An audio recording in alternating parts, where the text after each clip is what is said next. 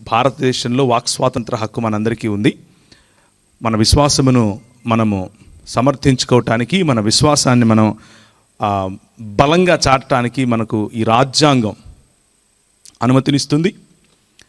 అలా నిలువరించే వారిని ప్రశ్నించడానికి కూడా అనుమతినిస్తుంది. అన్నిటిని మించి మన ప్రభు అయిన యేసుక్రీస్తు మత్తయి సువార్త 28వ అధ్యాయంలో ఆయన ప్రతినిధిగా ఈ లోకంలోనికి వెళ్ళటానికి మనకు ఆయన అభిషేకమునిచ్చి పంపించాడు. ఆ అభిషేకము కారణంగా మనం నోరు విప్పి మాట్లాడాలి. ఒకానొక సమయంలో మరి అపోస్తుల కార్యం 6వ అధ్యాయంలో ఎలా ఉంటుంది అంటే, the Stephen was full of grace and full of Holy Spirit అని ఉంటుంది. అంటే స్టెఫెను పరిశుద్ధాత్మతోనూ మరియు కృపచేతను నిండి ఉన్నాడు అని ఉంటుంది. When he spoke people could not resist him అని ఉంటుంది. అంటే ఆయన మాట్లాడినప్పుడు ఆయన వాగ్దాటిని, ఆయన సత్యం పలుకుతున్నాడు అన్న ఆ సత్యాన్ని నిలువరించడానికి ప్రజలకు శక్తి చాలలేదు. ఇది దేవుడి వాక్యముకున్నటువంటి శక్తి, స్టెఫెనుకున్నటువంటి శక్తి కాదు. ఇది దేవుని వాక్యములో ఉన్నటువంటి పవర్, అది స్టెఫెనుకు ఉన్నటువంటి పవర్ కాదు.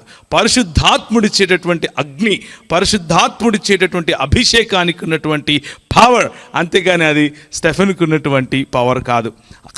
నేను ఎందుకు ఈ మాటలు చెప్తూ వస్తున్నాను అనంటే, ప్రభు అయిన యేసుక్రీస్తు ఎన్నుకున్నటువంటి సేవకులు, ప్రభు అయిన యేసుక్రీస్తు పిలుచుకున్నటువంటి తన సంఘానికి, తను స్థాపించినటువంటి రాజ్యానికి నాయకులుగా ఉండటానికి పిలిచినటువంటి ప్రజలు ఏమనుకుంటారు అనంటే, కొద్ది కాలం అయిపోయిన తర్వాత పరిశుద్ధాత్ముని యొక్క శక్తిని వారి స్వంత క్యారిస్మా రీప్లేస్ చేస్తుంది. దానికి బదులుగా, పరిశుద్ధాత్మునికి బదులుగా నా సొంత ఆలోచనలు, నా సొంత వాగ్దాటి, నాకున్నటువంటి మేధస్సు, నాకున్నటువంటి జ్ఞానం, దాన్ని నేను నా సొంత బలంతో చేయగలను అని అనుకుని పొరపడి క్రైస్తవ సంఘ విభజనకు, క్రైస్తవ సంఘాన్ని మెల్లిమెల్లిగా నిర్వీర్యం చేయటానికి సాతాను చేతిలో పావులుగా మారిపోతూ ఉంటారు. ఒక విషయం చూద్దాం. 1 తిమోతికి రాసినటువంటి పత్రిక 4వ అధ్యాయము, తిమోతికి రాసినటువంటి మొదటి పత్రిక 4వ అధ్యాయం 11 నుంచి నేను చదువుతున్నాను. జాగ్రత్తగా మీ బైబిల్లో చూసుకుని అనుసరించాల్సిందిగా కోరుతున్నాను. ఈ సంగతులను ఆజ్ఞాపించి బోధించుము. నీ యవ్వనమును బట్టి ఎవడు నిన్ను తృణీకరింపనీయకుము గాని మాటలలోను, ప్రవర్తనలోను, ప్రేమలోను, విశ్వాసములోను, పవిత్రతలోను విశ్వాసులకు మాదిరిగా ఉండుము. నేను వచ్చు వరకు చదువుట యందును, హెచ్చరించుట యందును, బోధించుట యందును జాగ్రత్తగా ఉండుము. పెద్దలు హస్తనిక్షేపణము చేయగా ప్రవచన మూలమున నీకు అనుగ్రహింపబడిన నీలో ఉన్న వరమును అలక్ష్యము చేయకుము.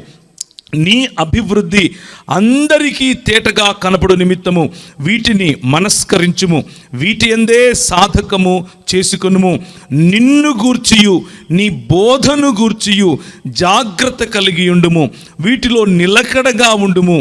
నీవిలాగు చేసి నిన్నును నీ బోధ వినువారిని రక్షించుకొందువు అన్నటువంటి మాటలు. ఒక్కసారి తల ఉంచినట్లయితే మనం ప్రభు వైపుకు చూద్దాం. ఆయన ఈ మాటలను ఆశీర్వదించలాగుగా, ఆయన సిలువ చాటున నన్ను మరుగుపరిచి కేవలము ఆయన నోటి బూరగా మాత్రమే నన్ను ఉపయోగించుకుని మీకు స్పష్టమైన ఆయన వచనాలు, ఆయన వాక్యము మాత్రమే అందులాగున ఈ చిన్ని ప్రార్థన చేద్దాం. కృపగలిగిన తండ్రి, మా మధ్య మీరు ఉండండి, మాతో మాట్లాడండి. మట్టి బుర్ర నాది, కానీ మహోన్నతుడవైన దేవుడవు నువ్వు. ప్రభువా, నా మాటల్లో శక్తి లేదు, కానీ నువ్వు మాట్లాడితే మా జీవితాలు మారతాయి. మాతో మాట్లాడండి, మమ్మల్ని సంధించండి. ఈ రాత్రి ప్రభువా, ఏ ఒక్కరము ఒట్టి చేతులు వెళ్లకుండా నీ వాక్యములో ఉన్నటువంటి పవర్, నీ వాక్యములో ఉన్నటువంటి శక్తి, నీ వాక్యములో ఉన్నటువంటి సత్యము మా జీవితాలను సంధించి మార్చి, ప్రభువా, నీ వాక్యానికి అనుగుణంగా మా జీవితాలను మరి అలైన్ చేసుకునేట్లుగా మాతో మాట్లాడి ఆశీర్వదించమని చిన్ని ప్రార్థనను యేసు నామమున అడిగి వేడుకుంటున్నాను తండ్రి, ఆమెన్. ఎందుకు ఈ వాక్య భాగం చదివించాను అనంటే, క్రైస్తవ సంఘానికి, క్రైస్తవ సంఘం లోపల నుండి, అలాగే క్రైస్తవ సంఘము బయట నుండి, అంటే క్రైస్తవులుగా పిలువబడే వారి నుండి, క్రైస్తవేతరుల నుండి, ఈ ఇరువైపుల నుంచి కూడా దాడి అన్నది జరుగుతూ ఉంది. దాడి అన్నది కొంతమంది ఏమనుకుంటారు అనంటే, కేవలము భౌతిక పరంగా, అంటే భౌతికంగా శరీరానికి జరిగే దాడి మాత్రమే దాడి అని అనుకుంటారు. నిజమే, అది జరుగుతూ ఉంది. మరి సహోదరుడు చెప్పినట్లుగా నేను మహారాష్ట్రలో కాదు, మధ్యప్రదేశ్లో 11 సంవత్సరాలు ప్రభు పరిచర్యలో ఉన్నాను. నా సొంత పనులు చేసుకుంటూ ప్రభువు రాజ్య స్థాపన కోసం నా వంతు కృషిని నేను చేశాను. అక్కడ భీల్, భిలాల, కోర్కు, గోండు, బారేలా, ఆ తర్వాత బాంచడ, బేడియా ఇలాంటి సమాజాల మధ్యలో నేను పనిచేశాను. చాలామంది భయంకరమైనటువంటి త్రాగుబోతులు, భయంకరమైనటువంటి తిరుగుబోతులు బాంచడ మరియు బేడియా అన్నటువంటి సమాజాల్లో అయితే మొదట వాళ్ళ ఇంట్లో ఆడపిల్ల పుట్టిన వెంటనే సంతోషంగా పండగ చేసుకుంటారు. ఎందుకబ్బా పండగ చేసుకుంటున్నారు వీళ్ళ సమాజంలో ఆడపిల్లకి ఇంత గౌరవం ఏంటి అని అనుకుంటాం. కానీ అమ్మాయికి 12 ఏళ్ళు రాగానే ఆమెను కూర్చోబెట్టి బాగా నలుగుబెట్టి పసుపు పూసి మొట్టమొదటిసారిగా కన్యరికానికి పంపిస్తారు. మొట్టమొదటిసారిగా ఆమెను పడుపు వృత్తికి సొంతంగా తన అన్న, సొంతంగా తన తండ్రి పోయి ఒక కస్టమర్ను తీసుకొని వస్తాడు. తీసుకొని వచ్చి ఆ రోడ్డు పక్కన నిలబెట్టి ఆమెను అమ్ముతాడు. ఆమె ప్రతిరోజు తన శరీరాన్ని అమ్ముకుని తన ఇంటి జీవితాన్ని గడుపుతుంది. మేము ప్రభుత్వం దగ్గరికి వెళ్ళాం, ఏమయ్యా ఇలా జరుగుతోంది, ఏమైనా సహాయం చేస్తారా అని అడిగాం. దేవుని రాజ్య స్థాపనలో క్రైస్తవులముగా మనం చేయాల్సినటువంటి పని. ఆయన ప్రభుత్వం వారు అంటారు, ఇది వారి కర్మ, ఇది వారు చేసుకున్నటువంటి కర్మ, ఇది వారు పుట్టినటువంటి కులములో ఉన్నటువంటి వృత్తి, ఇది అది వాళ్ళు చేసి తీరాల్సిందే, మధ్యలో నువ్వెప్పుడు ఎక్కడో వచ్చి మాట్లాడుతున్నావు అని అన్నారు.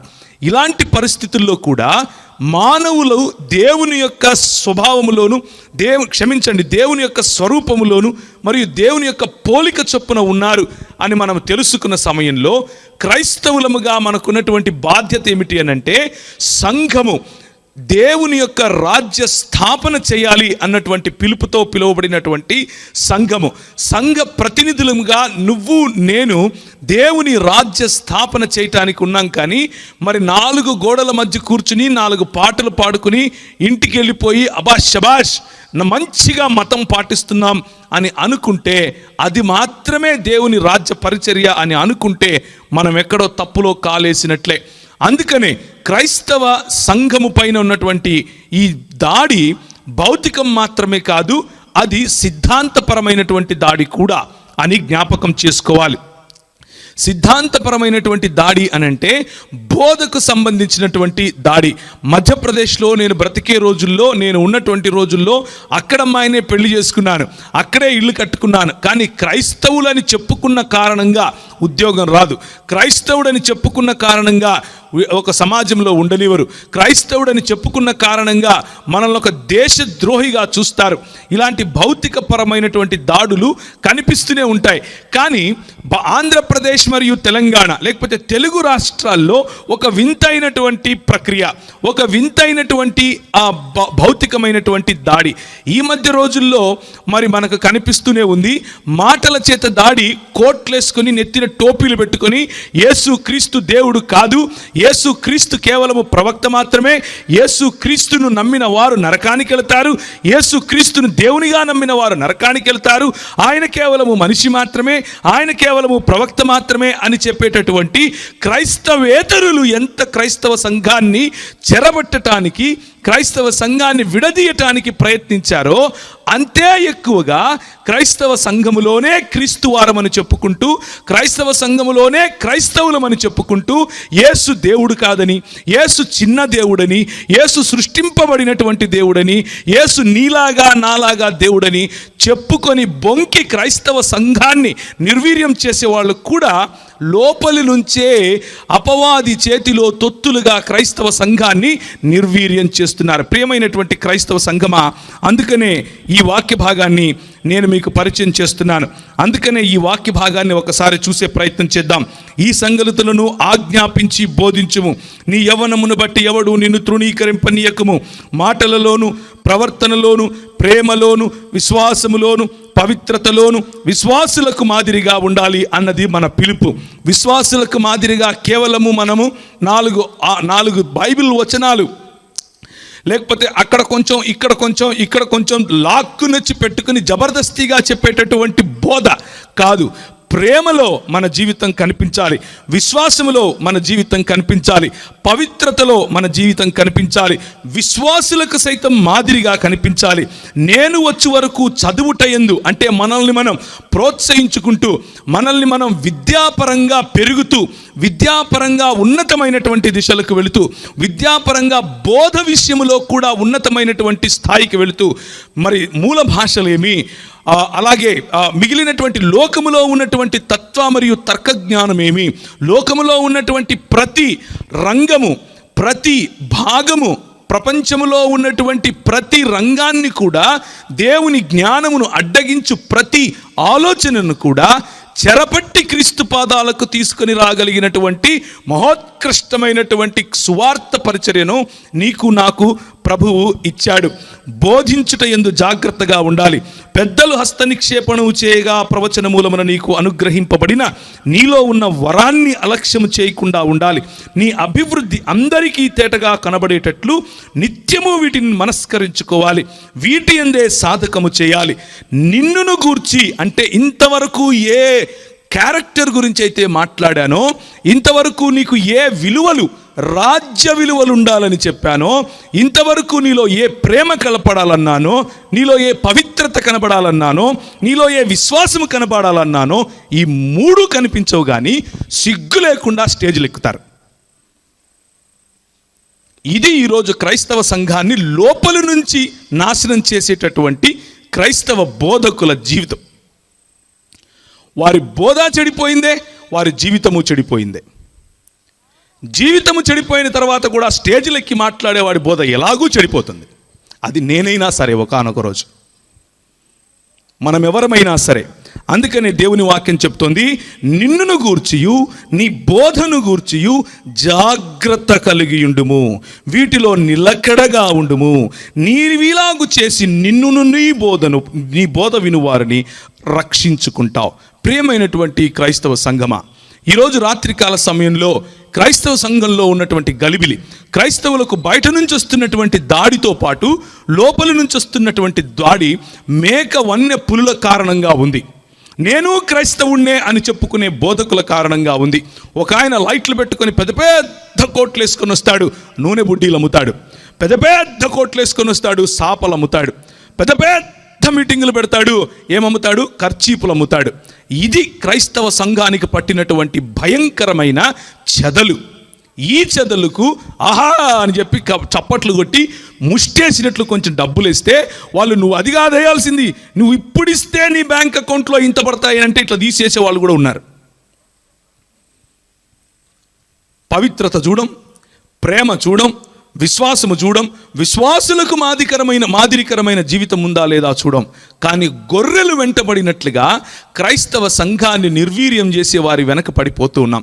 ప్రియమైనటువంటి క్రైస్తవ సంఘమా, జాగ్రత్తగా ఆలోచించాలి.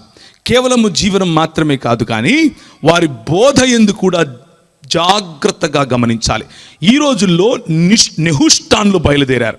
ఈ రోజుల్లో అన్యాగ్ని ఒకటి బయలుదేరింది. ఒకసారి చూస్తారా, లేవీకాండము 10వ అధ్యాయము. లేవీకాండము 10వ అధ్యాయము.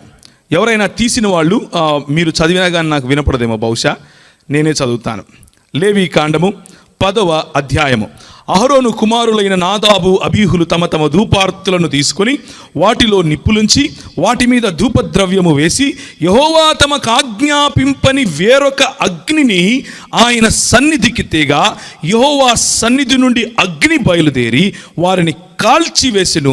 వారు యెహోవా సన్నిధిని మృతి పొందిరి. ఇది ఏం జరుగుతోందంటే, ఇక్కడ క్రైస్తవ సంఘములో ఆరాధన పద్ధతులలో, లేకపోతే క్రీస్తుకు ఎలాంటి ఆరాధన సమర్పించాలి, క్రీస్తుకు ఎలాంటి ఆరాధనను మనం ఇవ్వాలి అన్నటువంటి, లేకపోతే మహాదేవుడైనటువంటి క్రీస్తు, ఆయన నిరంతరము స్తోత్రార్హుడై ఉన్నాడు అన్నటువంటి క్రీస్తు, ఏ క్రీస్తు అయితే పురాతన కాలము మొదలుకొని శాశ్వత కాలము తన ప్రత్యక్షతను చూపిస్తూ వచ్చాడో ఆ క్రీస్తుకి ఇవ్వాల్సినటువంటి గౌరవము, ఆ క్రీస్తు ఏ ధూపమునైతే వేయటానికి అనుమతించాడో ఆ ధూపము కాకుండా తమ తండ్రి అయినటువంటి అహరోను చిన్నప్పటి నుంచి బహుశా వారికి నేర్పించాడు. ప్రభువు చెప్పాడు, బలిపీఠము దగ్గర ఉన్నటువంటి ఆ ధూపాన్ని తీసుకుని, ఆ అగ్నిని తీసుకుని మీరు వేసే ధూపార్తిలో అదే అగ్ని ఉండాలి, అంతేకాని అరువు తెచ్చుకున్నటువంటి అగ్ని ఉండకూడదు, అన్యుల చేత ఉన్నటువంటి అగ్ని ఉండకూడదు అని చెప్పినప్పటికీ లక్ష్య పెట్టకుండా వారి జీవితంలో త్రాగుబోతులై, జాగ్రత్తగా వినాలి, త్రాగుబోతులై అంటే వారి జీవితంలో ఏమైంది? సాక్షి జీవితం లేనటువంటి జీవితం, సాక్ష్యం కోల్పోయినటువంటి జీవితం, పవిత్రత లేనటువంటి జీవితం, పరిశుద్ధత లేనటువంటి జీవితం, ప్రేమను కోల్పోయిన జీవితం, నమ్మకాన్ని లేకపోతే విశ్వాసాన్ని కోల్పోయిన జీవితం. ఆ జీవితం కారణంగా అన్య అగ్నిని, యెహోవా దేవుడు అనుమతించినటువంటి అగ్నిని తీసుకుని వచ్చి ధూపార్తి వేయటానికి బయలుదేరారు. మేము సేవ చేస్తామహో అని బయలుదేరారు. యెహోవా సన్నిధి నుండి అగ్ని బయలుదేరి వారిని దహించి వేసింది. కాళ్ళు పట్టుకొని ఈడ్చి బయట పారేయండి అని మోషే సెలవిస్తాడు. మీరు ఏడవటానికి కేవలము తన అహరోను ఇంటి వారికి మాత్రమే అనుమతిచ్చి మిగిలిన వాళ్లకు పాలెములో వాళ్ళిద్దరిని తీసి బయట పారేయండి, మనము మిగిలిన కార్యక్రమం చేసుకుందాం అని చెప్పినటువంటి సంఘటన అది. ఎందుకు ఈ మాటలు చెప్తున్నాను అనంటే, క్రైస్తవ సంఘ బోధలో అన్యాగ్ని మెల్లిమెల్లిగా ప్రవేశించింది. క్రైస్తవ సంఘ బోధలో ప్రవేశించే అన్యాగ్ని ఏమిటి అనంటే, ఎక్కడో పుట్టినటువంటి ఆ అన్యాగ్ని మన దేశంలోనికి, మన రాష్ట్రంలోనికి, తెలుగు ప్రజలలోనికి మెల్లిమెల్లిగా పాకి ఈరోజు ఒక మహావృక్షమై ఉన్నట్లుగా కనిపిస్తూ ఉంది. కానీ నిజానికి అపోస్తలులు వేసినటువంటి పునాది ముందు నిలబడేటటువంటి ఎందుకంటే ప్రభువే అన్నాడు, పాతాళ లోక ద్వారములు ఈ అపోస్తలులు వేసినటువంటి పునాది ఎదుట నిలబడలేవు, సత్యము ఎదుట నిలబడలేవు, సువార్త ఎదుట నిలబడలేవు అని దేవుని వాక్యము చెబుతూనే ఉంది.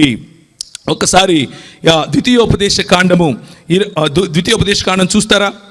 ద్వితీయోపదేశ కాండము ఆఖరి అధ్యాయము, ఇశ్రాయేలు నీ భాగ్యము ఎంత గొప్పది అన్నటువంటి మాటలు, క్షమించండి,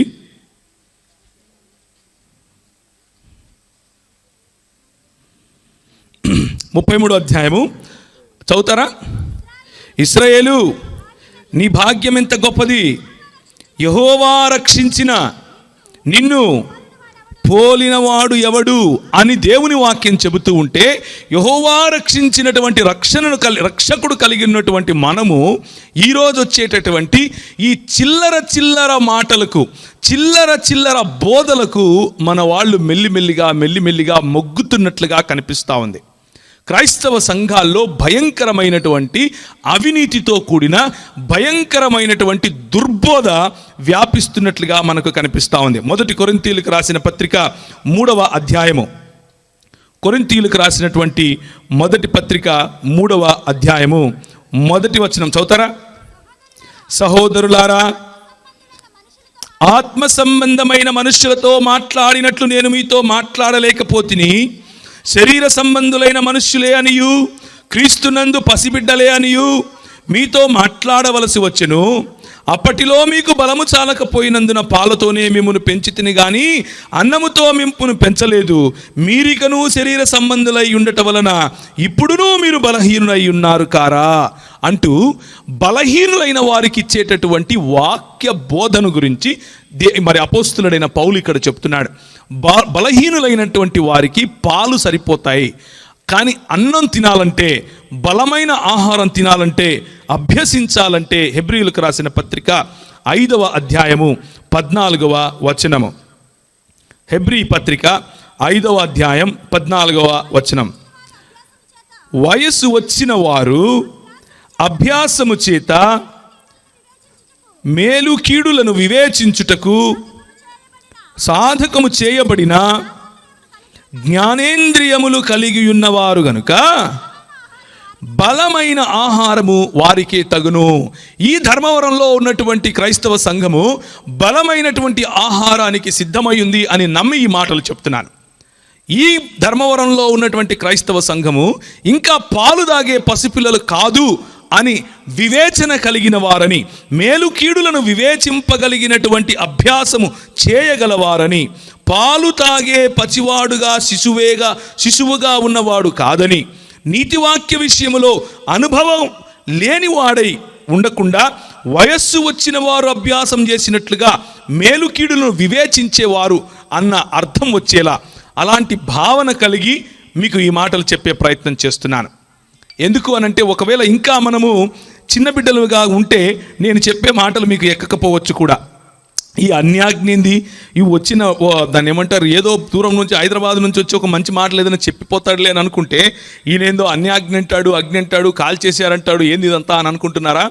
ప్రియమైనటువంటి క్రైస్తవ సంఘమా, సంఘము లోపల నుంచి వస్తున్నటువంటి ఈ అన్యాగ్ని, సంఘము లోపల ప్రవేశపెట్టబడుతున్నటువంటి బోధ రూపముగా ప్రవేశపెట్టబడుతున్నటువంటి అన్యాగ్ని దహించి వేయబడటానికే ఇది వచ్చింది. ఇది వ్యక్తి పూజ రూపంగా వచ్చింది. వ్యక్తి పట్ల భక్తి కలిగే విధంగా ఇది ప్రవర్తిస్తుంది. కులం పట్ల భక్తి కలిగే విధంగా ఇది ప్రవర్తిస్తుంది. కుల రాజకీయాలు మన సంఘంలోనికి వచ్చే విధంగా ఇది ప్రవర్తిస్తుంది. ఇది అన్యాగ్నితో కూడినటువంటి విషయం.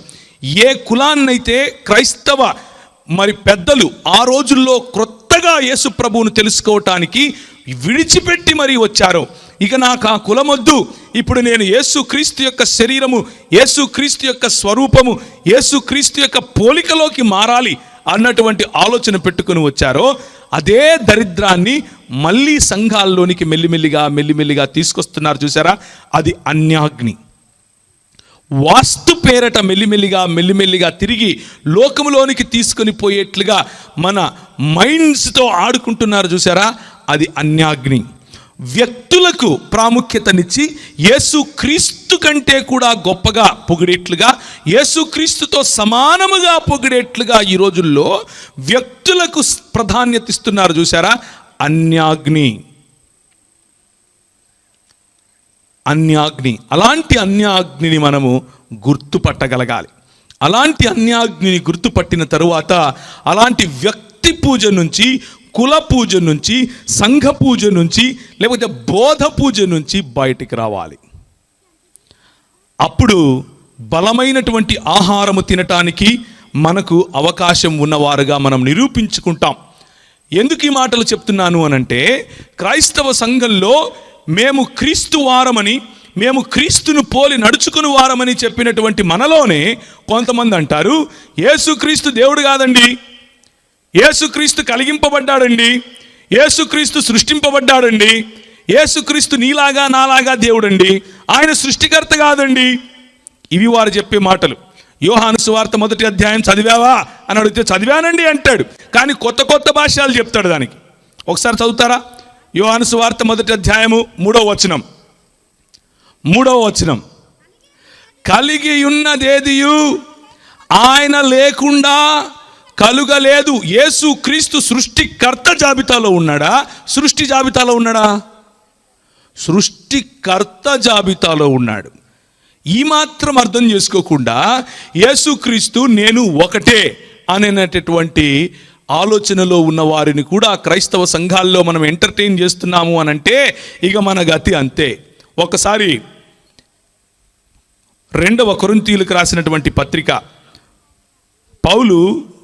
అపోస్తులుడైన పౌలు కొరింథీ సంఘానికి రాసినటువంటి 2వ పత్రిక 11వ అధ్యాయము, సర్పము 3 నుంచి చదువుతున్నాను.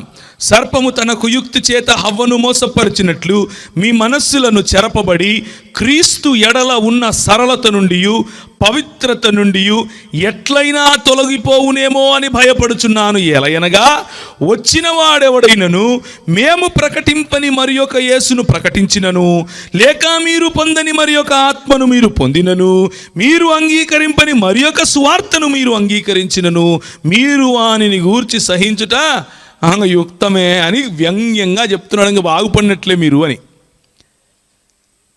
అన్నము తిని బలమైన ఆహారము తినేవారు దూరము నుండే యుద్ధ వాసన పసిగట్టాలి. దూరము నుండే సంఘము పట్ల జరుగుతున్నటువంటి ఈ వ్యూహాన్ని పసిగట్టగలగాలి. యేసు క్రీస్తు యొక్క వర్చస్సు, యేసు క్రీస్తు యొక్క క్యారెక్టర్, యేసు క్రీస్తు యొక్క దేవత్వాన్ని ఫోకస్ చేసి ఎవరైతే సంఘము బయట నుండైనా సరే, సంఘము లోపలి నుండైనా సరే ఆయనను తగ్గించే ప్రయత్నం చేస్తున్నారో, ఆయన దేవత్వాన్ని తగ్గించే ప్రయత్నం చేస్తున్నారో అలాంటి వారిని దూరము నుండే పసిగట్టాలి. ఎందుకనంటే చెప్తున్నాడు అపోస్తులుడైనటువంటి పౌలు, అలాంటి వాళ్ళను కూడా సహిస్తే మేము ప్రకటింపని వేరొక క్రీస్తునొచ్చి ప్రకటిస్తున్నారు, మేము క్రీస్తు వారమే అంటున్నారు, మీలోనే తిరుగుతున్నారు అంటారు. మనకు ఆరాధన అక్కర్లేదు అంటారు, మనకు బల్లక్కర్లేదు అంటారు, మనకు ఇవన్నీ ఎందుకు వేస్ట్ అంటారు, మనకు క్రీస్తు ఆరాధన అక్కర్లేదు. ఇలాంటి మాటలు చెప్పి క్రైస్తవ సంఘాలను నిర్వీర్యం చేసేటటువంటి దుష్ట శక్తులున్న రోజుల్లో క్రైస్తవ సంఘమా మేల్కోండి, బలమైన ఆహారమును తినండి. క్రైస్తవ సంఘమా 66 పుస్తకాలు ఉన్నటువంటి ఈ బైబిల్ గ్రంథములో ఉన్న జ్ఞానమును వక్రీకరించి చెప్పే వాళ్ళు ఎంతమంది వచ్చినా సరే క్రైస్తవ సంఘం ఎన్నటికీ నిర్వీర్యమయ్యేది కాదు. సార్వత్రిక క్రైస్తవ సంఘము బోధిస్తున్నటువంటి సత్యము ఎన్నటికీ నిర్వీర్యమయ్యేది కాదు. ఈరోజు కేవలం యేసుక్రీస్తు దేవత్వము గురించి మాత్రమే మాట్లాడతాను. ఎన్నో విషయాలు ఇలా క్రీస్తుకు వ్యతిరేకంగా మాట్లాడేవారు క్రైస్తవ సంఘము, సార్వత్రిక క్రైస్తవ సంఘం చెప్పేటటువంటి బోధకు భిన్నంగా బోధిస్తారు. కానీ ఈరోజు కేవలం యేసుక్రీస్తు యొక్క దేవత్వమును గురించి మాత్రమే మాట్లాడతాను. మొట్టమొదటిగా ఆయన ఆరాధనకు యోగ్యుడా కాదా అంటారు. ఆయన ఆరాధనకు యోగ్యుడు కాదండి, ఆయన్ని ఆరాధించకూడదండి, తండ్రిని మాత్రమే ఆరాధించాలండి. ఒక్కసారి ద్వితీయోపదేశకాండం 6వ అధ్యాయం చూస్తారా? ద్వితీయోపదేశకాండము 6వ అధ్యాయము 13వ వచనం గట్టి చదువుతారా? నీ దేవుడైన యెహోవాకు భయపడి ఆయనను సేవించి ఆయన పేరట ప్రమాణము చేయవలెను. కేవలము ఎవరిని ఆరాధించాలి? నీ దేవుడైన యెహోవాను. కేవలము ఎవరిని ప్రేమించాలి, ఎవరిని సేవించాలి? నీ దేవుడైన యెహోవాను. ఇదే మాట ద్వితీయోపదేశకాండం 6:4 కూడా ఉంటుంది. ఏమనుంటుంది? ఇశ్రాయేలు వినుము, మన దేవుడైన యెహోవా అద్వితీయుడగు యెహోవా. మన ఆరాధన మన సంపూర్ణమైనటువంటి నీ పూర్ణ ఆత్మతోను, నీ పూర్ణ మనస్సుతోను, నీ పూర్ణ బలముతోను, ప్రభువైన యేసుక్రీస్తు ఇంకొకటి యాడ్ చేసి అంటారు, నీ పూర్ణ వివేచనతోను ఎవరిని ఆరాధించాలి? తండ్రిని ఆరాధించాలి, సేవించాలి, ఘనపరచాలి. ఈ ఘనపరచటము అన్నది, ఈ ఆరాధించటము అన్నది కేవలము దేవునికి మాత్రమే అది అవకాశం ఉంటే యేసుక్రీస్తు ప్రభువారు యోహాను సువార్త 20వ అధ్యాయం 28వ వచనంలో ఆరాధనను స్వీకరిస్తాడు, ప్రార్థనను నాకు చేయమంటాడు. యోహాను సువార్త 5వ అధ్యాయంలో నా నామమున మీరు నన్నేమడిగినను నేను చేస్తాను అని అంటాడు. యోహాను సువార్త 5వ అధ్యాయంలో ఆయన అంటాడు, తండ్రిని ఘనపరచినట్లుగా మీరు నన్ను ఘనపరచండి అని అంటాడు. ఆయన దేవదూషణ చేస్తున్నట్లా ఇప్పుడు కాదు, తండ్రికి సమానముగా చెప్పుకుంటున్నాడు, తండ్రికి సమానముగా తన్ను తాను బయలుపరుచుకుంటున్నాడు. ఈ దేవుని యొక్క ఘనతను మనం చాటగలగాలి. మత్తయి సువార్త 28వ అధ్యాయం 17వ వచనము చదువుతారా? మత్తయి సువార్త 28వ అధ్యాయం 17వ వచనము. వారు ఆయనను చూచి ఆయనకు మ్రొక్కిరి గాని కొందరు సందేహించిరి. చూచారా ప్రియులారా, మ్రొక్కిన వారు క్రీస్తు వారు, సందేహించిన వారు కూడా క్రీస్తు వారయ్యే అవకాశం ఉంది. ఎప్పుడు? మ్రొక్కినప్పుడు. మ్రొక్కటం అన్నప్పుడు వాడినటువంటి గ్రీకు పదము ఆరాధనకు వాడే పదమే. మ్రొక్కిరి అన్నప్పుడు వాడినటువంటి గ్రీకు పదము 100% ఘనతను ఇచ్చే, ఆరాధనను ఇచ్చేటటువంటి పదమే. ఆ పదము బైబిల్లో యేసు క్రీస్తుకు ఆపాదించినప్పుడు మీరు నాకు ఆరాధించకండి అన్నాడా? ఆయన వారి ఆరాధనను స్వీకరించాడు, లేకపోతే వారిని నిలువరించేవాడు. కనుక మన ప్రభు అయిన యేసు క్రీస్తు ఆరాధనకు యోగ్యుడు. రెండవదిగా యేసు క్రీస్తు ప్రభు యొక్క గుణ లక్షణాలు. ఆయనకు తండ్రికి ఉన్నటువంటి గుణ లక్షణాలు ఉన్నాయా? తండ్రి ఏ విధంగా ఆరాధనను స్వీకరించాడో అదే విధంగా ప్రభు అయిన యేసుక్రీస్తు ఆరాధనను స్వీకరించాడు అన్న విషయాన్ని నేను మీకు తెలియజేశాను. తండ్రి ఏ విధముగా గుణలక్షణాలు కలిగి ఉన్నాడో అవే గుణలక్షణాలు మన ప్రభు అయినటువంటి యేసుక్రీస్తు కలిగి ఉన్నాడా? యోహాను సువార్త 8వ అధ్యాయము 56వ వచనము. యోహాను సువార్త నీ తండ్రి అయిన అబ్రహాము నా దినము ఏ విధంగా చూచాడు? ఎప్పుడు చూచాడు? ఏ ప్రవక్త అయినా సరే, లేకపోతే కలిగింపబడినటువంటి సృష్టి పురాతన కాలము మొదలుకొని శాశ్వత కాలము తన ప్రత్యక్షతను చూపించగలదా? మీకా గ్రంథము 5వ అధ్యాయం 2వ వచనం చదువుతారా? మీకా గ్రంథం 5వ అధ్యాయము 2వ వచనం. ఎప్పుడు చూచాడు అబ్రహాము? ఎవరిని చూచాడు? ఎక్కడ చూచాడు? బెత్లెహేము, ఎఫ్రాతా, యూదావారి కుటుంబములలో నీవు స్వల్ప గ్రామము నేను అనుకుంటున్నావేమో. నువ్వు అలా కాదు. నా కొరకు ఇశ్రాయేలును ఏలబోవువాడు నీలో నుంచే వస్తాడు. పురాతన కాలము మొదలుకొని శాశ్వత కాలము ఆయన ప్రత్యక్షమగుచూ వస్తున్నాడు. ఈ పురాతన కాలము నుండి శాశ్వత కాలము ప్రత్యక్షమయ్యేవాడు నిత్యత్వము నుండి ఉన్నటువంటి గుణలక్షణాలున్నవాడు దేవుడు కాకెవడవుతాడు? మీ అన్న మా అన్న అవుతాడా? దేవుడే అవుతాడు.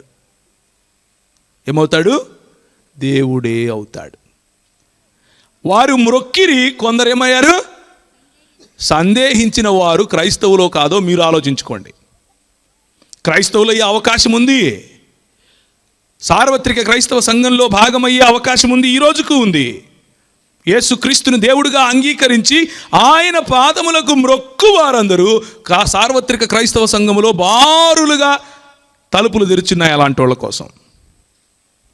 లేదు, కాదు, కూడదు అని అంటే దేవుని వాక్యం ఒప్పుకోదు. కొలస్సీలకు రాసిన పత్రిక 1వ అధ్యాయము 15వ వచనము. కొలస్సీలకు రాసిన పత్రిక 1వ అధ్యాయము 15వ వచనం. ఆయన అదృశ్య దేవుని స్వరూపి అయి సర్వ సృష్టికి ఆది సంభూతుడై ఉన్నాడు. ఒక ఆయన అంటాడు టోపీ పెట్టుకుని కోటేసుకుని, ఆది సంభూతుడు అంటే ఆది అంటే మొదట, సంభూతుడు అంటే సంభవించినవాడు, అంటే ఆది యందు సంభవించినవాడు, కాబట్టి ఆయన దేవుడు కాదు. ఎవరు చెప్పారు నీకు ఆది సంభూతుడు అంటే మొదట సంభవించినవాడని? తెలుగులో మాత్రమే బైబిల్ చదువుతాను నేను అంటాడు. మళ్ళీ మిగిలిన భాషలో చదవని నేను. ఎందుకు? నాకు రాదు కదా. నాకు రాదు, అవతలోనికి కూడా రాదు అనుకుంటాను. మూల భాషల్లో మాట్లాడదాం అంటే వద్దు, అదెందుకు? నాకు రాదు కాబట్టి నువ్వు మాట్లాడద్దు. ఇది బాగుందే. కొలస్సీలకు రాసిన పత్రిక 1వ అధ్యాయము ఏమని చదివాం? ఆయన అదృశ్య దేవుని స్వరూపి అయి సర్వ సృష్టికి ఆది సంభూతుడై ఉన్నాడు. ఇంతకు ఆది సంభూతుడు అంటే ఏంటి అన్న ఆ పదానికి ఇచ్చే నిర్వచనం నువ్వు నేను ఇవ్వాలా, లేకపోతే ఆ వచనంలో రాసినటువంటి పౌలు ఇవ్వాలా? 14 ఆ కుమారుని యందు మనకు విమోచన అనగా పాపక్షమాపణ కలుగుచున్నది. ఆయన అదృశ్య దేవుని స్వరూపి అయి సర్వ సృష్టికి ఆది సంభూతుడై ఉన్నాడు. ఏలయనగా ఎందుకు ఆది సంభూతుడు అంటున్నానంటే, ఎందుకని యేసుక్రీస్తును ఆది సంభూతుడని పిలుస్తున్నానంటే, ఆది యందు పుట్టాడని కాదు. ఎందుకంట ఆకాశమందున్నవియు భూమి అందున్నవియు దృశ్యమైనవి గాని అదృశ్యమైనవి గాని సింహాసనములైన ప్రభుత్వములైన ప్రధానులైన అధికారములైన సర్వము ఆయన యందు సృజింపబడెను. సర్వమును ఆయన ద్వారాను ఆయనను బట్టి సృజింపబడెను. సృష్టికర్తలో ఉన్నాడా? సృష్టిలో ఉన్నాడా? సృష్టికర్తల్లో ఉన్నాడు. ఇక్కడ దేవునికి ఉన్నటువంటి గుణలక్షణాలు మన ప్రభు అయినటువంటి యేసుక్రీస్తుకు తండ్రితో సమానముగా ఉన్నవి ఉన్నట్లుగా స్పష్టంగా మనకు కనిపిస్తున్నాయి. ఆయనను పట్టుకొని దేవుడు కాదు, పక్కింట్లో ఉంటే ఒరే ఇట్రా అని పిలిస్తే వచ్చేవాడు అని చెప్పుకునే వాళ్ళు కూడా ఉంటారు. రోమీలకు రాసిన పత్రిక 8వ అధ్యాయము 3వ వచనము. రోమా పత్రిక 8వ అధ్యాయం 3వ వచనం. శరీరమును అనుసరింపక ఆత్మను అనుసరించియే నడుచుకొను మన యందు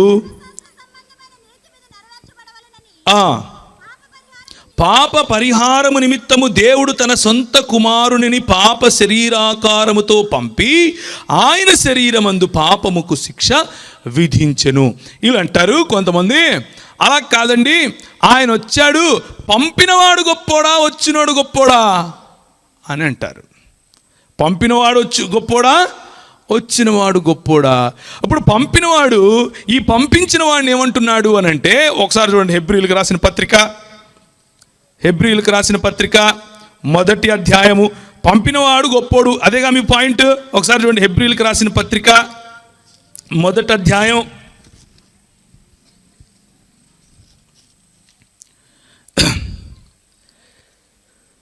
'తన దూతలను వాయువులు గాను తన సేవకులను అగ్నిజ్వాలలు గాను చేసుకునేవాడు'. ఎవరు చేసుకుంటారు అట్లా? దేవుడు చేసుకుంటాడు, తండ్రి అయిన దేవుడు అని తన దూతలను గూర్చి చెప్పుచున్నాడు. కానీ తన కుమారుని గూర్చి అయితే తన కుమారుని ఏమంటున్నాడంట? మిగిలిన వాళ్ళందరినీ ఏమంటున్నాడు? వాయువులు గాను అగ్నిజ్వాలలు గాను పిలిచే ఈ దేవుడు తన కుమారుని మాత్రం ఎవరైతే మీరు పంపినోడు అని అంటున్నారో, ఆ పంపింపబడినటువంటి కుమారుణ్ణి తండ్రి అయిన దేవుడు ఏమని సంబోధిస్తున్నాడు? దేవా, నీ సింహాసనము నిరంతరము నిలుచున్నది, నీ రాజదండము న్యాయార్థమైనది, నీవు నీతిని ప్రేమించి దుర్నీతిని ద్వేషించితివి, అందుచేత దేవుడు నీ తోడి వారి కంటే నిన్ను హెచ్చించినట్లుగా ఆనంద తైలముతో అభిషేకించును. ఎవరి గురించి రాశారు ఈ మాట? కీర్తనల గ్రంథంలో రాబోయేటటువంటి మెస్సియాను గురించినటువంటి ప్రవచనం ఇది.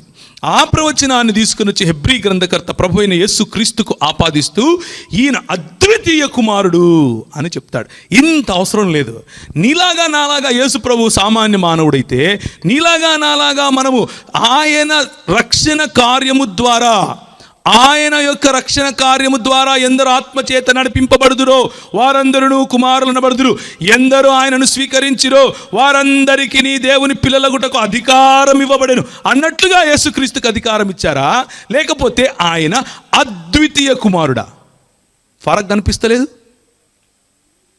యోహాను సువార్త 3వ అధ్యాయం 16వ వచనం పిల్లల్ని అడిగినా చెప్తారు. ఏమని చెప్తారు? దేవుడు లోకమును ఎంతో ప్రేమించును కాగా అద్వితీయ కుమారుడు. ఏ కుమారుడు? నీలాగా నాలాగా కుమారుడా? అద్వితీయ కుమారుడా? అద్వితీయ కుమారుడు. నిన్ను నువ్వు దేవునిగా చేసుకోవడం కోసం, నిన్ను నువ్వు యేసుక్రీస్తుకు సమానుడిగా చేసుకోవడం కోసం, నువ్వు యేసు ప్రభు ఒకటే అని చెప్పుకునే దరిద్రపు ఆలోచన ప్రజల్లో జొప్పించడం కోసం యేసుక్రీస్తు దేవత్వాన్ని తగ్గిస్తావా? ఏం మాట్లాడుతున్నావు? ప్రియమైనటువంటి క్రైస్తవ సంఘమా, దేవా, నీ సింహాసనము నిరంతరము నిలుచున్నది అని తండ్రి అయిన దేవుడు స్వయంగా మన ప్రభు అయినటువంటి యేసుక్రీస్తును ప్రస్తావిస్తున్నాడు. 10వ వచనం, మరియు ప్రభువా. ఎవరు పిలుస్తున్నారు ఈ మాట? తండ్రి అయిన దేవుడు ప్రభు అయినటువంటి యేసుక్రీస్తుని ఇలా ప్రస్తావిస్తున్నాడు అంటూ అపోస్తలులు చెప్తున్నారు. ప్రభువా, నీవు ఆది యందు భూమికి పునాది వేసితివి, ఆకాశములు కూడా నీ చేతి పనులే. They will perish but you remain, they will all wear out like a garment, like a robe you will roll them up, like a garment they will be changed, but you are the same and your years will have no end. ఇవంతా ఎవరి గురించి మాట్లాడుతున్నారు? పాత నిబంధన గ్రంథంలో ఎక్కడైతే ఈ వాక్య భాగం రాసిందో అది ఎవరి గురించి కీర్తన గ్రంథంలో ఉన్నది? యెహోవాను గురించినటువంటి మాట. యెహోవాను గురించినటువంటి మాటను తీసుకొని వచ్చి మన ప్రభు అయినటువంటి యేసుక్రీస్తుకు ఆపాదిస్తూ ఏమంటున్నారు? ప్రభువా, నీవు ఆది యందు భూమికి పునాది వేసితివి, ఆకాశములు కూడా నీ చేతి పనులే.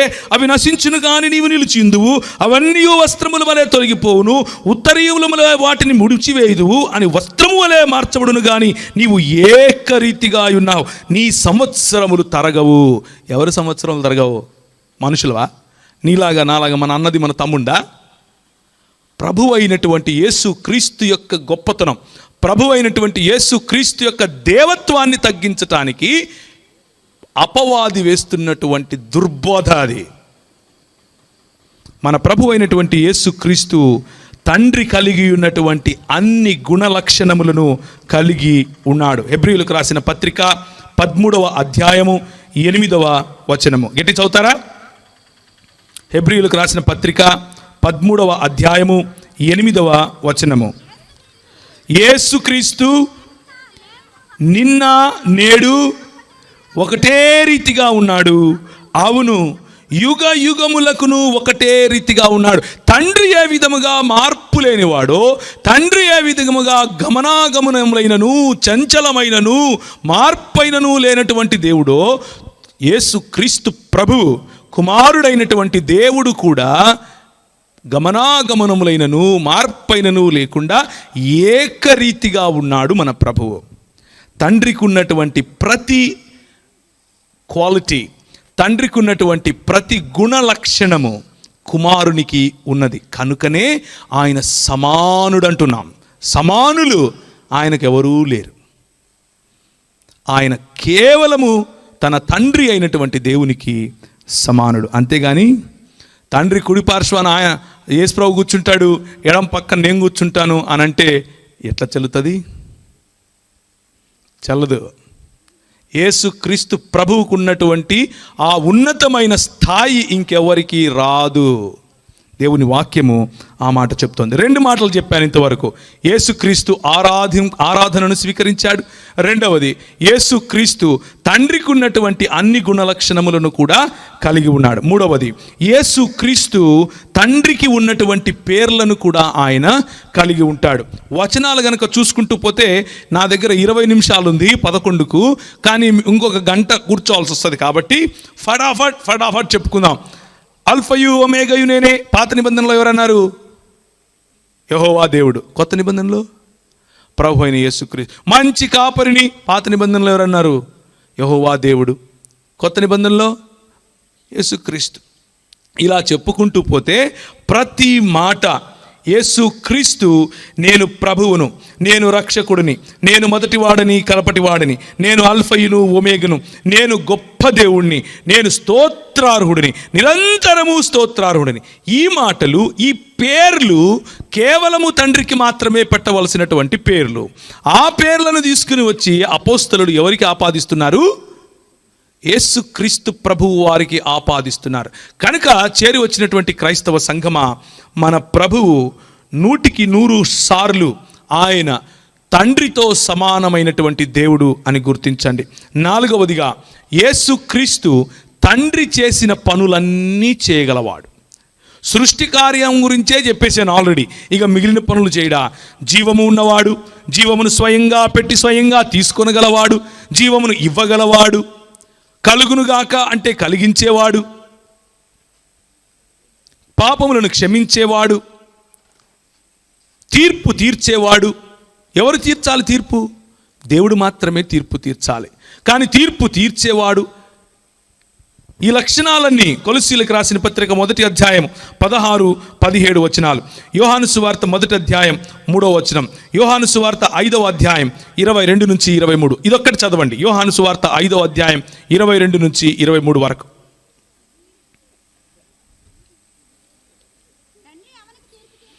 తండ్రి ఎవరికి నీ తీర్పు తీర్చడు గాని తండ్రిని ఘనపరచునట్లుగా, తండ్రిని ఘనపరచునట్లుగా అందరూ. తండ్రిని ఎలా ఘనపరుస్తాం మనం? ఒక మాట చెప్పండి నాకు. ద్వితీయోపదేశకాండం 6, 4, 5, 6, 7, 8 ఏం చెప్తోంది మనకు? నీ పూర్ణ ఆత్మతో ఘనపరచాలి, నీ పూర్ణ శక్తితో అంటే బలంతో ఘనపరచాలి, నీ పూర్ణ మనస్సుతో ఘనపరచాలి. యేసు ప్రభువు ఏమంటున్నాడు? తండ్రిని నువ్వు ఎలా ఘనపరుస్తావో నన్ను కూడా అలాగే ఘనపరచాలి, ఏం తేడా లేదు అని ప్రభు స్వయంగా తన నోటితో చెప్తూ ఉంటే నువ్వేమంటావు? అదే కాదండి, ఆయన ఆరాధించదండి. క్రైస్తవ సంఘము, సార్వత్రిక క్రైస్తవ సంఘ తలుపులు బారుగా తెలుసుకొని పిలుస్తున్నాయి మిమ్మల్ని.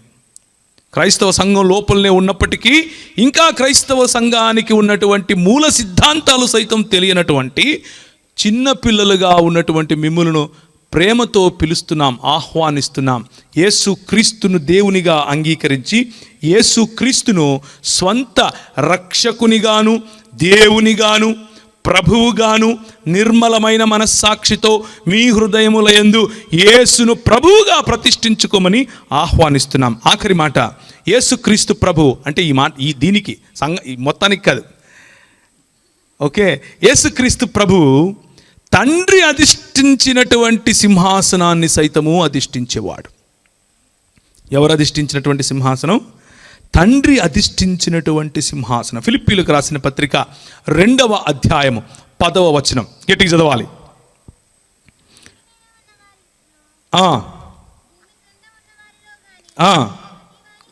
ప్రతి వాని మోకాలును యేసునామమున వంగునట్లును ప్రతి వాని నాలుకయు తండ్రి అయిన దేవుని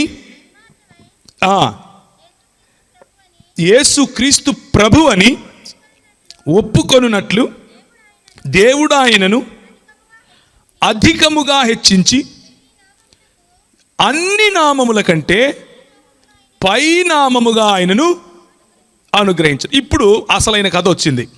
ఏమంటారంటే, నువ్వు ఇంతవరకు పేర్లు చెప్తివి, అవి చెప్తివి బాగానే ఉంది, కానీ తండ్రి ఇస్తేనే వచ్చింది కదా. ఇది మెయిన్ పాయింట్ ఇక్కడ. ఏమంటున్నారు? తండ్రి గణపరుస్తేనే కదా గణపరచబడ్డాడు. అన్ని నామముల కంటే పైన, అంటే అందరి పేరు కంటే పై పేరు ఎవరికి ఇచ్చాడు? యేసు ప్రభుకి ఇచ్చాడు. ఉదాహరణకు మీరు ప్రార్థన చేస్తున్నారు అనుకోండి, అందరికంటే పైనున్న నామం పేరిట ఎవరికి చేయాలి? తండ్రికి చేయాలి. ఉదాహరణకు నువ్వు ఒక ఎగ్జామ్ రాస్తున్నావు, లేకపోతే ఒక పరీక్ష ఒక పేపర్ ఒక లెటర్ రాస్తున్నావు. ఎవరికి లెటర్ రాస్తున్నావు? ప్రిన్సిపల్ గారికి లెటర్ రాస్తున్నావు. ప్రిన్సిపల్ గారు నాకు కడుపు నొస్తా ఉంది, నేను ఇంటికి వెళ్ళాలి, దయచేసి నా మనవిని అంగీకరించి ఇంటికి సెలవు ప్రకటించ ప్రార్థన అని పెట్టి సంతకం పెట్టావు. కానీ ప్రిన్సిపల్ దగ్గరికి పోతే ప్రిన్సిపల్ తీసుకోడంట. ఎందుకు? నీ క్లాస్ టీచరు సైన్ పెట్టాలంట. క్లాస్ టీచర్ సైన్ పెడితే ప్రిన్సిపల్. అది యేసునామం అంటే. ఏది? Class teacher. ఏం మాట్లాడుతున్నారండి?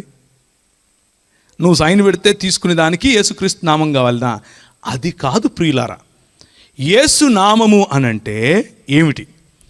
నామము అన్నదానికి ఉదాహరణకు మన భారతదేశానికి ప్రతినిధిగా మనం ఒకరిని ఎన్నుకున్నాం. ఎవరిని ఎన్నుకున్నాం? మోదీ గారిని ఎన్నుకున్నాం. ఆయన ఏం మాట్లాడతాడు? బయటికి వేరే దేశానికి వెళ్ళినప్పుడు ఆయన అంటాడు, భారతదేశం మీకు అండగా ఉంటుంది. నువ్వు నేను చెప్పామా ఉంటామని? ఎవరి పక్షాన మాట్లాడుతున్నాడు?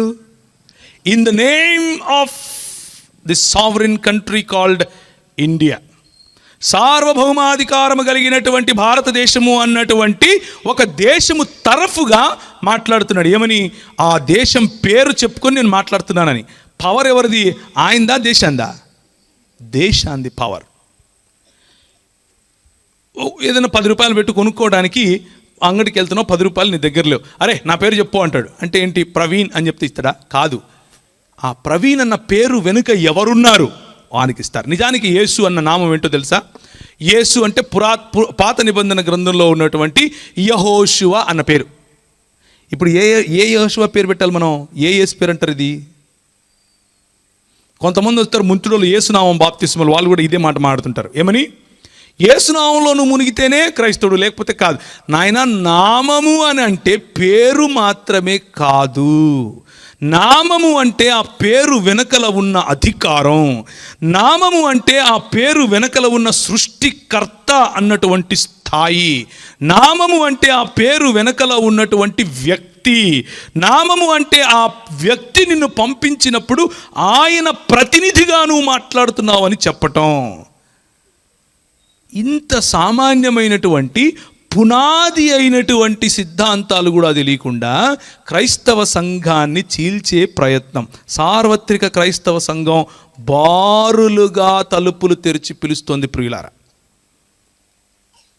ఇప్పటికైనా సరే యేసుక్రీస్తు ప్రభువు నామమును, యేసుక్రీస్తు యొక్క స్థాయిని, యేసుక్రీస్తు యొక్క గొప్పతనాన్ని, యేసుక్రీస్తు యొక్క దేవత్వాన్ని, యేసుక్రీస్తు యొక్క సృష్టికర్త అయినటువంటి యేసుక్రీస్తు యొక్క దేవత్వాన్ని తగ్గించక ఆయనను వెంబడిస్తే క్రైస్తవులని పిలువబడటానికి అవకాశం ఉంటుంది. రెవల్యూషన్స్, ప్రకటన గ్రంథం 22వ అధ్యాయం 1వ వచనం చదువుతారా గట్టిగా? ప్రకటన గ్రంథం 22వ అధ్యాయం 1వ వచనం. మరియు స్ఫటికము వలె మెరియునటి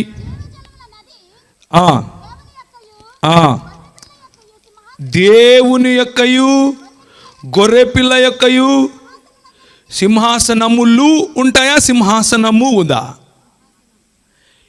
ఎవరు ఏ సింహాసనం మీద కూర్చున్నారు? గొర్రెపిల్ల అయినటువంటి మన ప్రభువు స్వయంగా దేవుడైనటువంటి తండ్రి అయిన దేవునితో సహా సింహాసనాసీనుడై ఉన్నాడు. ఇదే ప్రకటన గ్రంథం 5వ అధ్యాయం. ప్రకటన గ్రంథం 5వ అధ్యాయం ఏం చెప్తున్నారు ఇక్కడ? ఒకసారి చూస్తారా? ప్రకటన గ్రంథము 5వ అధ్యాయము మరియు నేను చూడగా సింహాసనమును, జీవులను, పెద్దలను ఆవరించి ఉన్న అనేక దూతల స్వరము వినబడెను. వారి లెక్క కోట్ల కొలదిగా ఉండెను. వారు వధింపబడిన గొర్రె పిల్ల శక్తియు, ఐశ్వర్యమును, జ్ఞానమును, బలమును, ఘనతయు, మహిమయు, స్తోత్రమును పొందనర్హుడని గొప్ప స్వరముతో చెప్పుచుండ్రి. ఏం చేస్తున్నారు వీళ్ళు ఇక్కడ? ఆరాధన చేస్తున్నారు. ఎవరికి చేస్తున్నారమ్మా? ఏముంది అక్కడ? వధింపబడిన గొర్రెపిల్ల. ఎవరు వధింపబడింది? ఇవి ఏబిసిడీలు క్రైస్తవ్యానికి. వచ్చుగా మనకి ఏబిసిడీలు. ఇది కూడా తెలియకుండా నేను క్రైస్తవ సంఘాన్ని బాగా చేసేస్తానంటే ఎట్లా? ఏబిసిడీలు అయ్యా ఇవి. ఏబిసిడీలు ఏంటివి? వధింపబడిన గొర్రెపిల్ల శక్తియు, ఐశ్వర్యమును, జ్ఞానమును, బలమును, ఘనతయు, మహిమయు, స్తోత్రమును పొందనరుడని గొప్ప స్వరముతో చెప్పుచుండిరి. ఆయన ఆరాధిస్తున్నారు. చచ్చిపోయి మనం ఆయన తెచ్చే రాజ్యములోనికి, పరలోక రాజ్యములోనికి, క్రొత్త ఆకాశము క్రొత్త భూమిలోనికి, ఆయన యొక్క సన్నిధిలోనికి కాలు పెట్టినప్పుడు నువ్వు నేను క్రైస్తవుడుగా పిలువబడే, ఆయన రక్తమందు శుద్ధీకరింపబడిన ప్రతి ఒక్కడు చేసే పని ఏమిటంటే గొర్రెపిల్లను ఆరాధిస్తాం, గొర్రెపిల్లను నమస్కరిస్తాం, గొర్రెపిల్లకు మ్రొక్కుతాం, గొర్రెపిల్లకు స్తోత్రమని చెబుతాం.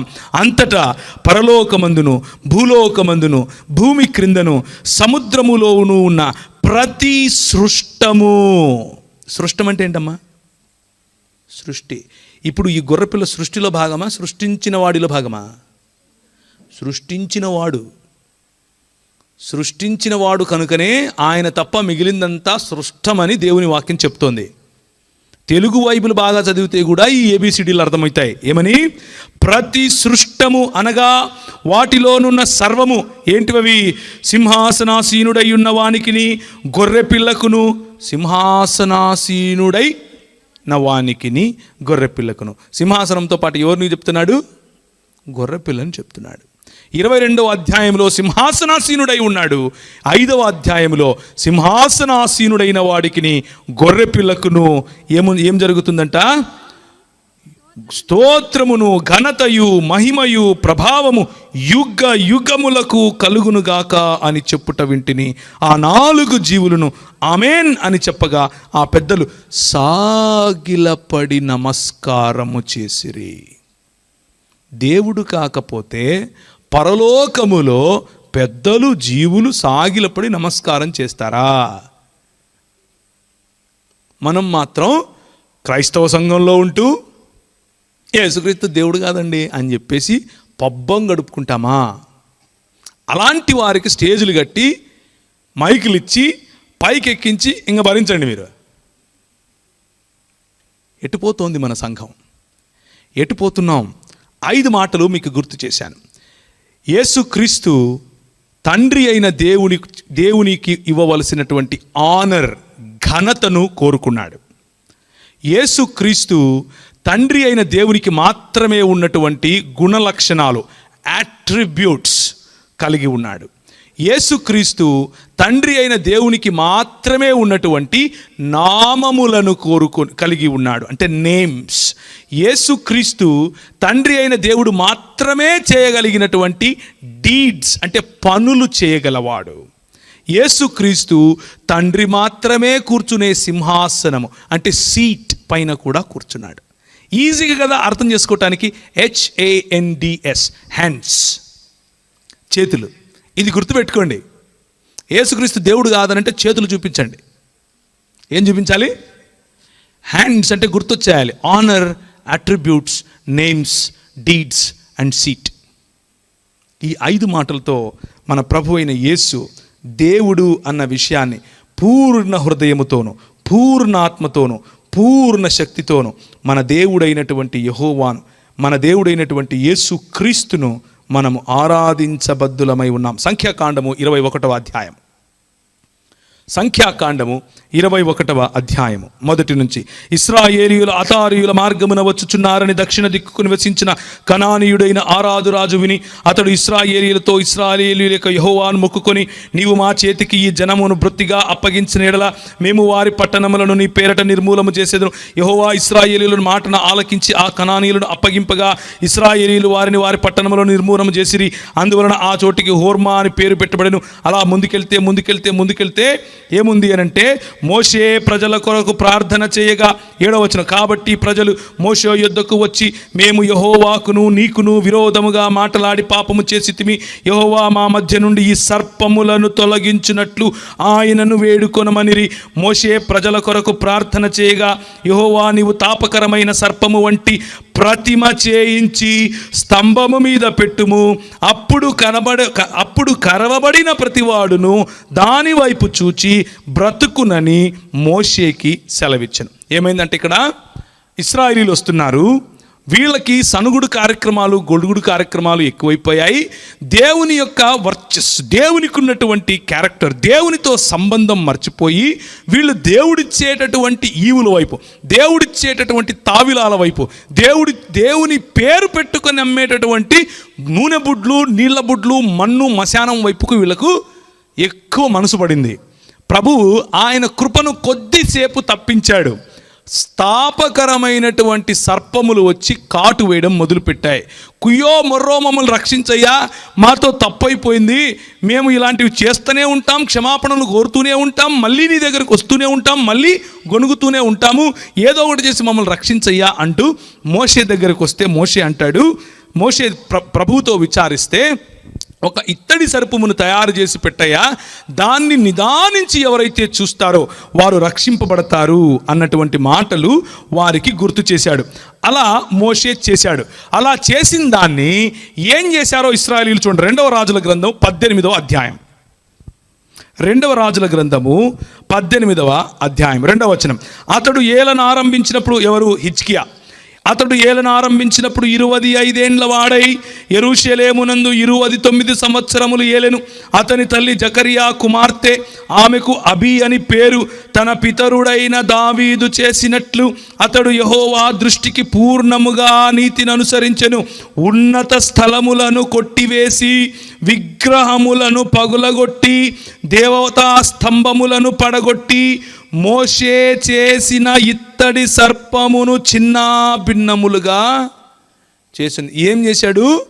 మోషే వారిని రక్షించటం కోసం, తాపకరమైన సర్పముల బారి నుండి రక్షించటం కోసం ఏ ఇత్తడి సర్పమునైతే ఎత్తి చూపించాడో ఆ ఇత్తడి సర్పమును రాజైన హిజ్కియా తన పితరుడైనటువంటి దావీదు రాజు చేసినట్లుగా దేవునికి నీతికరమైన పనిగా చేస్తూ ఆ ఇత్తడి సర్పమును చిన్న భిన్నములుగా చేశాడు. ఎందుకు అనంటే, దాని పక్కనే ఉంటుంది చూడండి. దానికి ఇశ్రాయేలులు ఏమని పేరు పెట్టారు? చదవండి. నెహుష్టాను. చదవండి. దానికి ఇశ్రాయేలీలు నెహుష్టాన్ అను పేరు పెట్టి దానికి ధూపము వేయుచు వచ్చి చుండిరి. అతడు ఇశ్రాయేలీల దేవుడైన యెహోవా యందు విశ్వాసముంచినవాడు. యెహోవా యందు విశ్వాసముంచినవాడు. ఇశ్రాయేలు, నీ భాగ్యం ఎంత గొప్పది, యెహోవాయే రక్షించిన నీ భాగ్యం ఎంత గొప్పది. కానీ మా దరిద్రం ఏమిటంటే, ఏ చిహ్నాలనైతే వాడుకొని ప్రభువు ఉపదేశము కోసము, ప్రభువు రాజ్యసువార్త కోసము, ప్రభువు ఆశీర్వాదము కోసము ఉపయోగించుకున్నాడో అదే చిహ్నాలు ఈరోజు మనకు నెహుష్టాన్లై కూర్చున్నాయి. వాళ్లకు ధూపద్రవ్యాలు వేయడం మొదలెట్టేశాం. అప్పాయం వాక్యం చెప్తాడు, ఆయన చెప్తే తిమ్మిని బొమ్మిని చేస్తాడు, బొమ్మిని తిమ్మిని చేస్తాడు. ఇంకేయండి, టెంకాయలు కొట్టేయడాలు, దండలు వేసేయడాలు, కాళ్ళు మొక్కేయడాలు, అత్తర్లు వేసేయడాలు, దీన్నే నెహుష్టాన్ అంటారు. ఏమంటారు? నెహుష్టాన్ అంటారు. వ్యక్తి పూజ. దేవునికి మనకు మధ్య దేవుడు ఉపయోగించుకున్నటువంటి పరికరమైనా సరే, దేవుడు ఉపయోగించుకున్నటువంటి ఉపకరణమైనా సరే, దేవునికి మనకు మధ్య రావటానికి వీలు లేదు. అన్యాగ్ని అన్య రకమైనటువంటి బోధలను సూచిస్తుంది. నెహుష్టాన్ ఆ బోధ చేసినటువంటి వ్యక్తిని కూడా సూచిస్తుంది. దేవుని వైపుకు త్రిప్పటానికి దానిని జాగ్రత్తగా చూచిన వారు ఆ తాపకరమైన సర్పముల బారి నుండి రక్షింపబడ్డారు. జాగ్రత్తగా చూసి ఒకటి గుడి కట్టేశారు. ఏం కట్టేశారు? గుడి కట్టేశారు. ఇది మన పరిస్థితి. ఇది మనకు కొత్త పరిస్థితి ఏం కాదు. మన పితరులు కూడా ఇంతే, నెహుష్టాన్లుగా తయారయ్యారు. నెహుష్టాన్లను చిన్నాభిన్నములు చేశారు. ఎవరు? రాజు అయినటువంటి హిజ్కియా. అది దేవునికి ఏమైంది?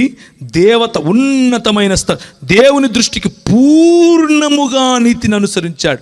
తమ పితరుడైనటువంటి దావీదు చేసినట్లు అతడు యెహోవా దృష్టికి పూర్ణముగా నీతిని అనుసరించాడు. ప్రియమైనటువంటి క్రైస్తవ సంఘమా, చేరి వచ్చి ఇక్కడ కూర్చుని వింటున్న మీరైనా సరే, మైకుల ద్వారా అంటే స్పీకర్ల ద్వారా విన్నటువంటి వారైనా సరే, ఇది మన బాధ్యత.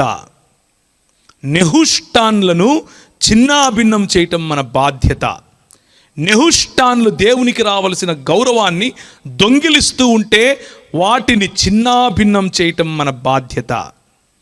అది మీ డినామినేషన్ అయినా సరే, అది మీ సొంత దైవజనుడైనా సరే, అది కోట్లేసుకుని నెత్తిన టోపీ పెట్టుకొని వచ్చే వాళ్ళైనా సరే, లేకపోతే కుర్చీల్లో కూర్చొని చెప్పేవాళ్ళైనా సరే, లేకపోతే ఎగిరెగిరి చెప్పేవాళ్ళైనా సరే, చేతులు పెట్టి తోసేవాడైనా సరే, నూనె రాసి మభ్యపెట్టేవాడైనా సరే, ఎవరైనా సరే నెహుష్టాన్గా తయారైతే, దేవునికి మనకు మధ్య అడ్డుగా ఉంటే, దేవునికి మాత్రమే చెందవలసినటువంటి ఆరాధనను, దేవునికి మాత్రమే చెందవలసినటువంటి గౌరవాన్ని దొంగిలించే పని చేస్తే ప్రభు అంటాడు, నేను నా మహిమను ఎవరికి ఇచ్చువాడను కాను, నా మహిమనెవడు దొంగిలించడానికి నేను ఒప్పుకోను అని చెప్పేటటువంటి ప్రభువు మన ప్రభువు. యోహాను సువార్త 3వ అధ్యాయము 14వ వచనము. నిజానికి ఆ ఇత్తడి సర్పము యొక్క పని ఏంటి? ఆ ఇత్తడి సర్పాన్ని ఎందుకు చేయించి పెట్టాడు అక్కడ ప్రభువు? అరణ్యములో మోషే సర్పమును ఎలాగు ఎత్తెనో అలాగే విశ్వసించు ప్రతివాడును నశింపక ఆయన ద్వారా నిత్య జీవము పొందినట్లు. ద పర్పస్, దానికి ఉన్నటువంటి ఉద్దేశం ఏంటి?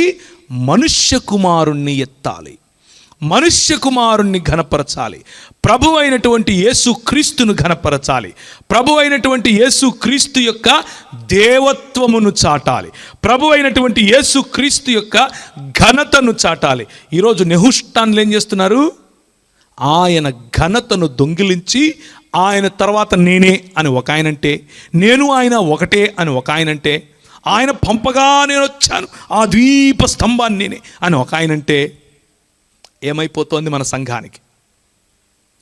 మేము ప్రకటింపని వేరొక క్రీస్తును ప్రకటించినను, మేము పరిచయం చేయని వేరొక ఆత్మను మీరు పొందినను, మేము ప్రకటింపని వేరొక సువార్తను మీరు అంగీకరించినను, అట్టి వారిని సహించటం మీ కర్మ,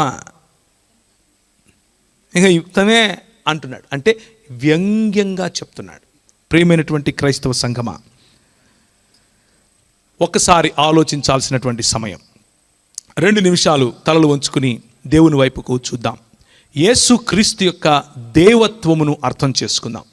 యేసు క్రీస్తు పురాతన కాలము మొదలుకొని శాశ్వత కాలము మనకు దేవుడై ఉన్నటువంటి క్రీస్తుని అంగీకరిద్దాం. అలాంటి దేవుణ్ణి విస్మరించి మన డినామినేషన్ చెప్తుందనో, మనము మాకు నచ్చిన మేము ఒప్పిన దైవజనుడు చెప్పాడనో, అన్యాగ్నికి నెహుష్టాన్లకు చోటివ్వకుండా యేసు క్రీస్తు అన్నటువంటి దేవుడు, యేసు క్రీస్తు అన్నటువంటి సృష్టికర్త అయిన దేవుణ్ణి మనము మన జీవితాల్లోనికి స్వీకరించుకుందాం, మన జీవితాల్లోనికి ఆహ్వానిద్దాం. చేరి వచ్చినటువంటి వారిలో ఎవరైనా సరే, చేరి వచ్చినటువంటి వారు మాత్రమే కాకుండా స్పీకర్ల ద్వారా వింటున్న వారెవరైనా సరే, యేసు క్రీస్తు యొక్క దేవత్వము పట్ల ప్రభువు మీతో ఈరోజు మాట్లాడితే, యేసు క్రీస్తు నిజదేవుడని, ఆయన తండ్రితో సమానమైనటువంటి దేవుడని, ఆయన సృష్టి జాబితాలో కాదు సృష్టికర్త జాబితాలో ఉన్నాడని అర్థం చేసుకుంటే, మధ్యలో ఉన్నటువంటి నెహుష్టాన్లను చిన్నాభిన్నము చేయండి. మధ్యలో వచ్చినటువంటి అన్యాగ్నిని చిన్నాభిన్నం చేయండి. సార్వత్రిక క్రైస్తవ సంఘము బోధలోను జీవితములోను ప్రాధాన్యతనిస్తుంది. జీవితములో ప్రాధాన్యతనిస్తుంది కాబట్టే వారి ఇళ్లను, వారి వాకిళ్లను, వారి జీవితాలను, వారి దేశాలను విడిచిపెట్టి ఈ ప్రాంతానికి వచ్చారు. ఒక బీర్ దొరగారు, ఒక థామస్ కాటన్ దొరగారు, ఒక సిపి బ్రౌన్ గారు, ఒక ఐడా స్కడర్ గారు, ఒక యానీ గారు, ఒక యానీ కూగ్లర్ గారు, ఒక యామీ కార్మికల్ గారు, ఒక విలియం కేరీ గారు, ఇలా చెప్పుకుంటూ పోతే జనజీవన స్రవంతిలో వారి జీవితాలను పానార్పణాలుగా పోసినటువంటి భారతదేశంలో నవభారతాన్ని నిర్మించినటువంటి క్రైస్తవ సమాజము యేసుక్రీస్తును దేవునిగా అంగీకరించినటువంటి సమాజమే కానీ ఇలాంటి కుహనా మేధావులు పరిచయం చేసినటువంటి సువార్త కాదు. అలాంటి దేవుని రాజ్య స్థాపన కావాలి అని ఆశించారు కాబట్టే మనకు అట్టడుగున ఉన్న వారిని, బడుగు బలహీన వర్గాల్లో ఉన్న వారిని కౌగిలించుకున్నారు, వారితో పాటి జీవించారు, వారి జీవితాలను పణంగా పోశారు. నెహుష్టాన్లు నీ దగ్గరకు వచ్చి నీది దొంగిలిస్తారు, నెహుష్టాన్లు నీ దగ్గరకు వచ్చి నీది కొల్లగొడతారు. క్రైస్తవ సంఘము, నిజ క్రైస్తవ సమాజము ఉన్నది ధారపోసి మీ జీవితాలను నిర్మిస్తుంది. తేడా కనపడట్లేదా? అందుకని 4వ అధ్యాయంలో తిమోతికి రాసిన పత్రికలో చదివించాను, నీ జీవితమును బోధను రెండిటినీ కాపాడుకోవాలి, రెండిటినీ సరిగ్గా చూసుకోవాలి.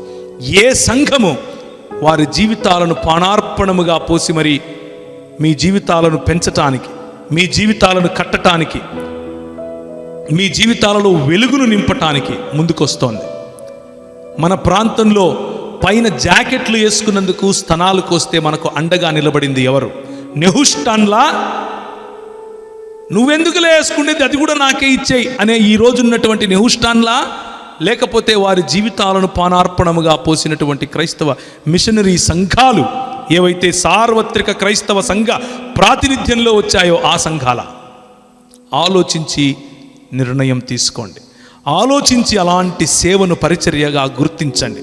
ఆలోచించి ప్రభువైన యేసుక్రీస్తును మన జీవితంలోనికి కేవలము చిన్న దేవుడిగా కాదు, దేవుని బిడ్డ ఏమవుతాడు, దేవుడే అవుతాడు కదా అనేటటువంటి వాడు కాదు, నీలాగా నాలాగా దేవుడే అనేటటువంటి వాడు కాదు, సృష్టికర్త అయినటువంటి దేవునిగా అంగీకరించి సృష్టికర్త అయినటువంటి దేవునిగా మన జీవితాల్లోనికి స్వాగతించునాగున మనం ఈరోజు ప్రార్థన చేద్దాం. కళ్ళు మూసుకున్నట్లయితే 2 నిమిషాలు ప్రభు వైపుకు చూద్దాం.